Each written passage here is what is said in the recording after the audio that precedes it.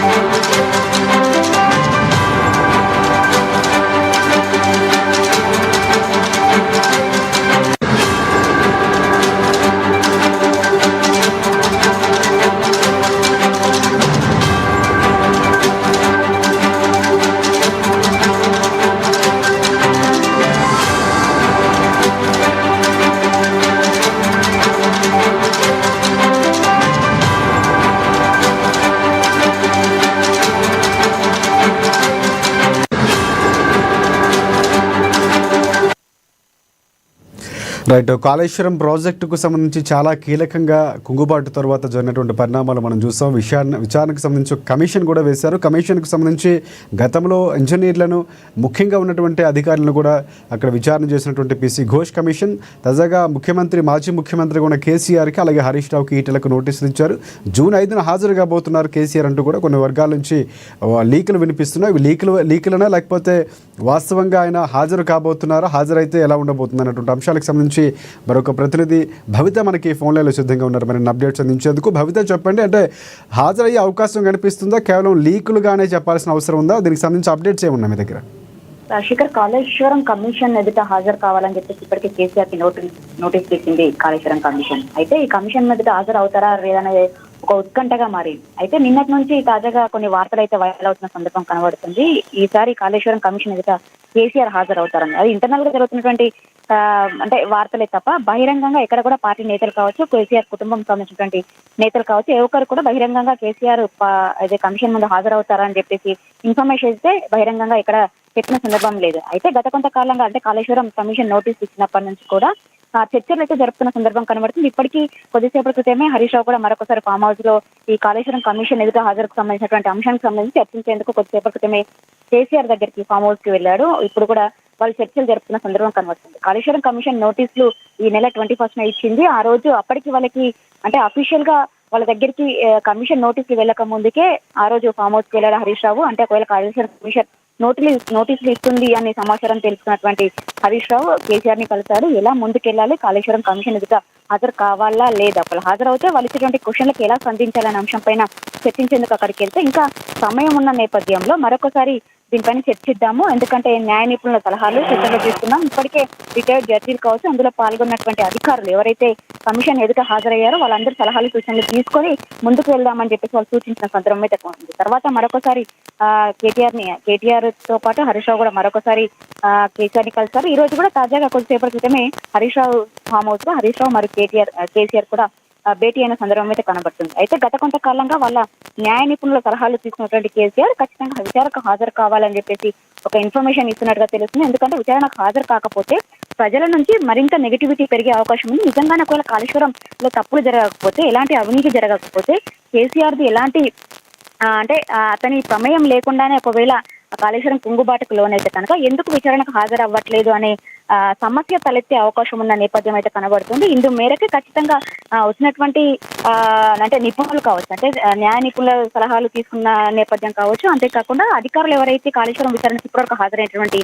సలహాలు సూచనలు తీసుకున్న వాళ్ళు కావచ్చు, ఇంకా ఇతరత్ర వాళ్ళందరి దగ్గర నుంచి కూడా ఈ సలహాలు తీసుకుంటే కనుక ఖచ్చితంగా విచారణకు హాజరవుతేనే మంచిది అనే ఇన్ఫర్మేషన్ ని కేసీఆర్ ఇచ్చినట్టుగా తెలుస్తుంది. ఈ నేపథ్యంలోనే ఖచ్చితంగా కాళేశ్వరం కమిషన్ ఎదుట కేసీఆర్ హాజరు కావాలని చెప్పేసి నిర్ణయించుకున్నట్టుగా తెలుస్తుంది. కానీ ఒకవేళ హాజరైతే కనుక గతంలో అంటే ఈ విచారణకు హాజరయ్యేటువంటి వ్యక్తులు ఎవరైనా కూడా కమిషన్ ముందు హాజరు కావాలంటే ఇబ్బంది పడితే కనుక ఖచ్చితంగా కమిషన్ వాళ్ళ దగ్గరికే వెళ్ళే విచారించే అవకాశం కల్పిస్తున్నట్టుగా కూడా ఇన్ఫర్మేషన్ పాస్ చేసింది. అయితే కేసీఆర్ గత మాజీ ముఖ్యమంత్రి అంటే ఇట్లాంటి విచారణల ముందు సంస్థల ముందు హాజరు కావడానికి తనకేమైనా ఇబ్బంది తలెత్తితే కమిషనే ఖచ్చితంగా కేసీఆర్ దగ్గరికి వెళ్ళే అవకాశం ఉన్న నేపథ్యం అయితే కనబడుతుంది. అయితే దీనికి మాత్రం స్పష్టత రావాల్సిన అంశం అయితే కనబడుతుంది. ఎందుకంటే ఒకవైపు వర్చువల్ గా హాజరయ్యే అవకాశం అయితే లేదు. ఎందుకంటే దేశం విడిచి వెళ్ళిపోయినటువంటి వాళ్ళకే వర్చువల్ గా హాజరయ్యే అవకాశం అయితే ఉంది. అయితే కేసీఆర్ ఇక్కడే ఉన్న నేపథ్యంలో కాళేశ్వరం కమిషన్ ఎదుట ఆయన డైరెక్ట్ వచ్చి హాజరవుతారా లేదంటే కమిషన్ ని అతని దగ్గరికి పిలిపించుకుంటారా అని మాత్రం ఒక సస్పెన్స్ అయితే కొనసాగుతుంది. మొత్తానికి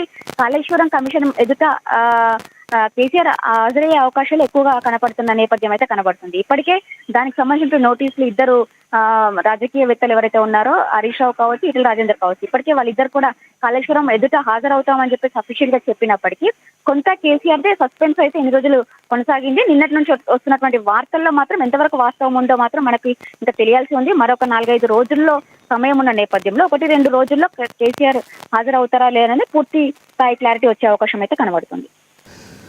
రైట్ భవిత, ఇంకొక అంశం అంటే మీరు అన్నట్లు ఒకవేళ కేసీఆర్ దగ్గరికి కమిషన్ వెళ్ళే అవకాశం ఉందంటే ఈ రకమైనటువంటి వార్తలు వస్తున్న నేపథ్యంలో ఇది కూడా కొంతవరకు కేసీఆర్కి ఇబ్బందికర పరిస్థితులు కాబట్టి ఖచ్చితంగా హాజరైతే ఆయన కమిషన్ ముందు హాజరు కాబోతున్నారు అనుకోవచ్చు. అంటే మీరు అన్నట్టు ఒకవేళ హాజరైతే కనుక ఎలాంటి ప్రశ్నలు సంధించబోతున్నారు? 1,00,000 కోట్లకు సంబంధించి 1,20,000 కోట్లు 30,000 కోట్లు ఒక రెండో ఫేజ్ కూడా బడ్జెట్ పెరిగినటువంటి సందర్భాలు ఉన్నాయి. సో కుంగుబాటుకు సంబంధించి ఎలాంటి ప్రశ్నలు అడిగే అవకాశం కనిపిస్తుంది?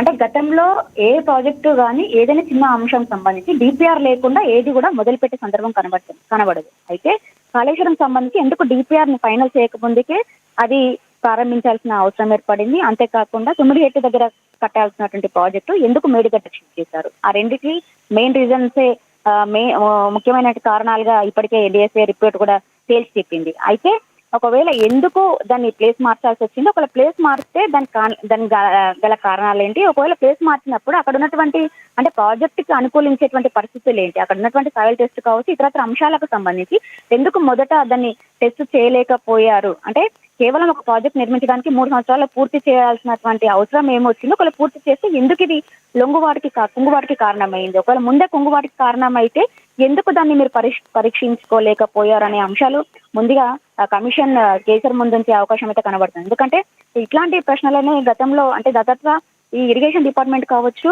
ఆర్థిక శాఖ కావచ్చు, ఈ రెండింటికి సంబంధించినటువంటి అంటే అందులో ఇన్వాల్వ్ అయినటువంటి కింది స్థాయి నుంచి దాదాపుగా ఐఏఎస్ వరకు కూడా దాదాపుగా 200 మందికి పైగా కమిషన్ విచారించినట్టుగా మనకు ఇన్ఫర్మేషన్ ఉంది. అయితే ఇందులో ఉన్నటువంటి మెజారిటీ పీపుల్ కూడా అందులో మా ప్రమేయం ఏమీ లేదు, గత ప్రభుత్వ పెద్దలు సూచించినటువంటి మేరకే మేము ముందుకు ఫార్వర్డ్ అయ్యాం తప్ప సొంత నిర్ణయాలు ఎవరు తీసుకోలేదనే అంశాన్ని వాళ్ళు ప్రస్తావించిన సందర్భం అయితే కనబడుతుంది. అయితే ఒక విధంగా రాజకీయవేత్తలను ఇలాంటి కమిషన్లు ఎదుట హాజరయ్యే అవకాశం లేదు అని చెప్పేసి గతంలో వ్యాఖ్యలు చేసినప్పటికీ ఇప్పటి వరకు ఇచ్చినటువంటి ఎవరైతే విచారణలో ఇచ్చినటువంటి ఇన్ఫర్మేషన్ ప్రకారం ఖచ్చితంగా వీళ్ళ దగ్గర నుంచి వివరాలు సేకరించాలి, వీళ్ళ యొక్క ఒపీనియన్ తీసుకోవాలి. ఎందుకు వీళ్ళ ఓన్ డెసిషన్స్ తీసుకోవాల్సి వచ్చింది అంటే ఒక ప్రాజెక్ట్ నిర్మించినటువంటి క్రమంలో ఎంతో మందిని ఇన్వాల్వ్ చేయాల్సి ఉంటుంది. వాళ్ళ ఎంతో మంది ఏజెన్సీలను సంబంధించి కావచ్చు ఇతరత్ర అంశాలకు సంబంధించి ఎంతో మందిని ఇన్వాల్వ్ చేయాల్సి వస్తుంది. ఎందుకు వీళ్ళ ఓన్ డెసిషన్స్ తీసుకొని ప్రాజెక్ట్ నిర్మాణం చేయాల్సి వచ్చింది అనే అంశం పైన మెయిన్ గా వాళ్ళు ఫోకస్ చేసే అవకాశం అయితే కనబడుతుంది. అంతేకాకుండా మొదట 80 లక్షల కోట్ల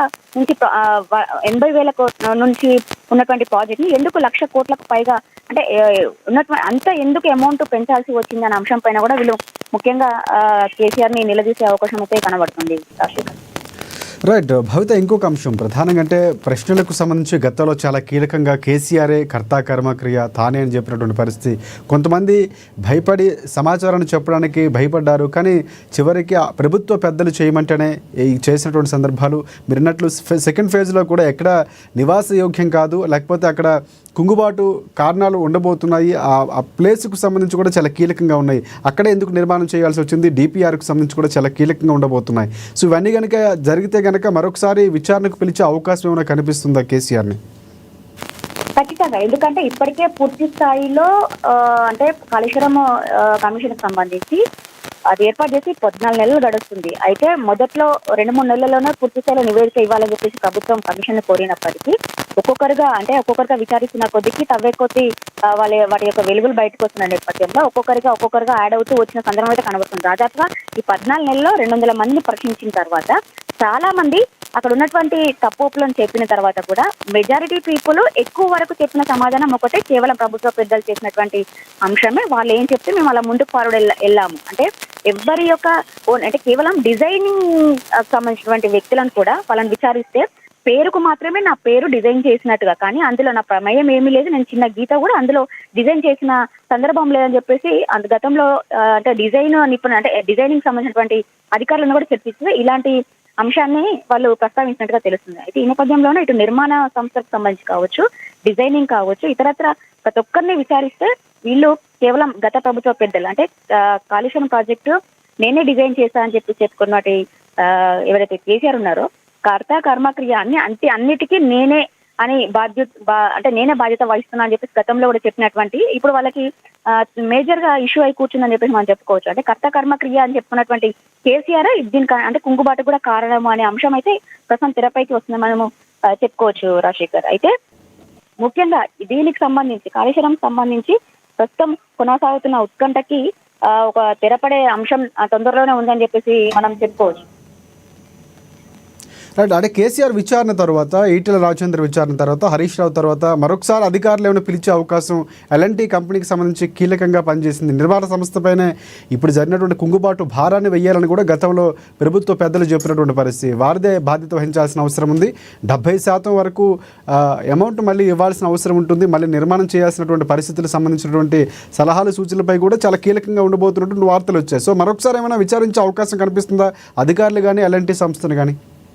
అంటే కొద్దిసేపటి క్రితమే కేటీఆర్ కూడా ట్విట్టర్ వేదిక ద్వారా ఒక ట్వీట్ చేశారు. అయితే ఎన్డీఏసీ ఇచ్చినటువంటి రిపోర్టు పూర్తిగా తప్పుల తడక, ఎన్డీఏసీ రిపోర్టు ఎలాంటి టెస్టింగ్ చేయకుండా రిపోర్ట్ ని ఎలా నివేదిస్తుంది, అంటే కాళేశ్వరం ప్రాజెక్టు కుంగుబాటు గల కారణాలను ఎట్లా ఎత్తి చూపుతుంది, అంటే ఒక టెస్టింగ్ చేయకుండా ఎలాంటి అంశాలను రిపోర్ట్ లో ఎట్లా ఎందుకు పొందుపరిచింది, అంటే డిజైనింగ్ లోపం, నిర్మాణం లోపం, అక్కడ ఉన్నటువంటి సాయిల్ టెస్ట్ చేయకుండానే ఈ ప్రాజెక్ట్ ని నిర్మించడము, ఇలాంటి అంశాలను ఎలాంటి టెస్టింగ్ ఎలాంటి పరీక్ష విధానం నిర్వహించకుండా ఎందుకు పొందుపరచాల్సి వచ్చింది అనే అంశాన్ని కొద్దిసేపటి క్రితమే కేటీఆర్ కూడా ట్విట్టర్ వేదిక ట్వీట్ చేసిన అంశం మనం చూసాము. ఎందుకంటే పూర్తి స్థాయిలో ఎల్ఎన్టీ అంటే ఎన్డీఏసీ ఇచ్చినటువంటి రిపోర్టు ఎల్ఎన్టీ సంస్థ పూర్తి స్థాయిలో తప్పులకు తడక అని చెప్పేసి మరొకసారి రుజువు చేసింది. ఎలాంటి పరీక్షలు చేయకుండానే ఎన్డీఏసీ రిపోర్ట్ ఇచ్చింది అనే అంశాన్ని కొద్దిసేపటి క్రితమే వాళ్ళు లేవనెత్తిన సందర్భం అయితే కనబడుతుంది. అయితే 2-3 నెలల్లో పూర్తి చేయాల్సినటువంటి ఈ నివేదిక, ఎందుకంటే ఇప్పటికే కాళేశ్వరం కమిషన్ సంబంధించి కుంగుబాటులో ఉండడం, అక్కడ ఉన్నటువంటి ప్రాంతాలకు ముప్పు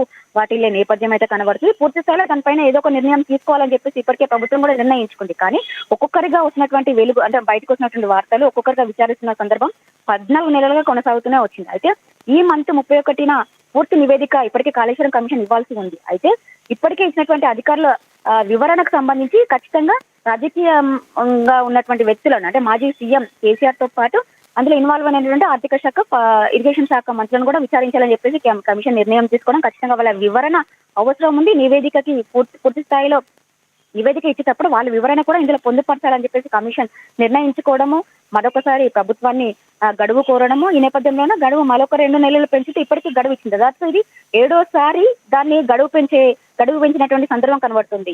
అయితే ఏమో నివేదిక పూర్తి ఇచ్చినా కూడా ఖచ్చితంగా ఈ 2 months గ్యాప్ లోనే పూర్తి స్థాయిలో మరొకసారి అధికారులను అంటే విచారించాల్సి వస్తే కనుక, అంటే కేసీఆర్, ఈటెల రాజేందర్, హరీష్ రావుని విచారించిన తర్వాత ఇంకేమైనా అధికారులను విచారించాల్సి వస్తే కనుక మళ్ళీ విచారించే అవకాశం ఉన్న నేపథ్యం అయితే కనబడుతుంది. కేవలం ఏది చేసినా కూడా జూలై 31st కు మరొకసారి పూర్తి స్థాయిలో నివేదిక సమర్పించడమే వాళ్ళ యొక్క అంటే కమిషన్ యొక్క స్పష్టంగా కమిషన్ యొక్క నివేదిక అయితే సమర్పించాల్సి వస్తుంది. మరొకసారి గడువును పొడిగించే అవకాశం అయితే లేని నేపథ్యంలో ఏమి చేసినా కూడా దాదాపు ఈ June 10th లోపు ఈ ముగ్గురి యొక్క అంటే స్టేట్మెంట్ కమిషన్ కూడా రికార్డ్ చేస్తుంది. దాని తర్వాత ఇంకా ఫార్వర్డ్ గా ఎలా వెళ్ళాలి, అంటే ముందుకు ఎలా వెళ్ళాలి, మరొకసారి వీళ్ళు ఇచ్చినటువంటి నివేదికలో సలహా అంటే వీళ్ళు ఇచ్చినటువంటి ఇన్ఫర్మేషన్ ద్వారా ఇంకెవరినైనా అధికారులను విచారించాల్సి వస్తే కనుక ఖచ్చితంగా విచారించే అవకాశం అయితే కనబడుతుంది. ఎల్ఎన్టీ సంస్థ కూడా సేపటికి క్రితమే కేటీఆర్ చేసిన ట్వీట్ కి సంబంధించి కూడా ఎల్ఎన్టీ సంస్థను కూడా విచారించాల్సి వస్తే వాళ్ళని కూడా విచారించే అవకాశం అయితే కనబడుతుంది. Right. Thanks for updates Bhavitha. Right. ప్రధానంగా చూస్తున్నాం కాళేశ్వరానికి సంబంధించి చాలా నిర్మాణాత్మకం భగవంతుడు పేరుతో కాళేశ్వరం ప్రాజెక్టు నిర్మాణమైంది. తెలంగాణ రాష్ట్ర ప్రజలకు సంబంధించి నీటి కష్టాలు పోవటానికి ఒక బృహత్తరమైనటువంటి కార్యక్రమానికి గత ప్రభుత్వం శ్రీకారం చుట్టిందని చెప్పినటువంటి పరిస్థితి. సో దాన్ని 3 ఏళ్ళలో పూర్తి చేయటం, అనుకున్న బడ్జెట్ కంటే ఎక్కువ అవటం, 2 ఫేజుల్లో అవటం చాలా కీలకంగా మారింది. కానీ కుంగుబాటు తర్వాత ఒక్కసారిగా మొన్న ఎలక్షన్స్కి ముందు జరిగినటువంటి కుంగుబాటు పూర్తిగా రాజకీయాల్లో ఆ పార్టీ ఒక రకంగా ఓడిపోవడం కూడా ప్రధాన కారణమైనటువంటి పరిస్థితి. సో ఈ నేపథ్యంలో విచారణకు సంబంధించి కాంగ్రెస్ ప్రభుత్వం ఒక కమిషన్ పీసీ ఘోష్ ఆధ్వర్యంలో వేసినటువంటి పరిస్థితి. ఇప్పటికే అధికారులకు సంబంధించి, ఇంజనీర్లకు సంబంధించి, అప్పుడు నిర్మాణ సంస్థ అయినటువంటి ఎల్ఎన్టీకి సంబంధించి కూడా విచారణ చేపట్టింది. సో వారిచ్చిన ఆధారాలు, వారిచ్చినటువంటి సమాచారం మేరకు తదుపరి విచారణ నేపథ్యంలో ఒక ఫైనల్ కొలిక్ వచ్చినట్లు ఇప్పుడు కేసీఆర్ని కానీ లేకపోతే హరీష్ రావుని అలాగే ఈటెల రాజేందర్కి 3 రోజులు వరుసగా 5, 6, 7 తేదీల్లో జూన్లో వారికి రావాలంటూ నోటీసులు జారీ చేసింది. అయితే ఇప్పటికే హరీష్ రావు కానీ ఇటువైపు ఈటెల రాజేందర్ కానీ వస్తామని చెప్పినటువంటి పరిస్థితి. సో ఇక్కడ కేసీఆర్ రాబోతున్నారన్నటువంటి వార్తలు చాలా కీలకంగా ఉన్నాయి. ఒకవేళ కేసీఆర్ వస్తే ఎలాంటి ప్రశ్నలు సంధించబోతున్నారు? ఇప్పటికే కేటీఆర్ మాట్లాడుతున్నటువంటి వ్యాఖ్యలు బట్టి చూసుకుంటే అక్కడ ఎన్డీఆర్ఎస్ సంబంధించినటువంటి ఏదైతే ఉందో నేషనల్ డ్యామ్ సేఫ్టీ అథారిటీకి సంబంధించి పూర్తిగా అది ఎన్డీఏ రిపోర్ట్గా చెప్పొచ్చు. బీజేపీ కాళేశ్వరంకి సంబంధించి కాంగ్రెస్ పార్టీ 2 పార్టీలు ఆడుతున్న నాటకం. సో వారి రిపోర్ట్ కానీ రాజకీయ రిపోర్ట్ కానీ చూడాల్సిన అవసరం ఉంది. ఒకవేళ నిజంగా తప్పుంటే ఎందుకు నిర్మాణానికి అనుమతులు ఇచ్చారు? నిర్మాణం జరిగి ఇన్నేళ్ళైనా ఎందుకు ప్రశ్నించలేదు? కేవలం కుంగుబాటు తర్వాత ఈ ప్రశ్నలు ఎందుకు వస్తున్నాయి? రాజకీయ కుట్రగానే చూడాల్సిన అవసరం ఉందంటూ కేటీఆర్ చెప్తున్నారు. మొత్తానికి కాంగ్రెస్ పార్టీ మాత్రం కమిషన్ తర్వాత ఎలాంటి చర్యలు తీసుకోబోతుంది, మరొకసారి అధికారులు పిలవబోతున్నారా, నిజంగా కేసీఆర్ హాజరు కావుతారు, ఇవన్నీ చాలా కీలకంగా కాబోతున్నాయి. మొత్తానికి హరీష్ రావు ఈటెల మాత్రం హాజరు కాబోతున్నట్టు క్లారిటీ రాబోతుంది.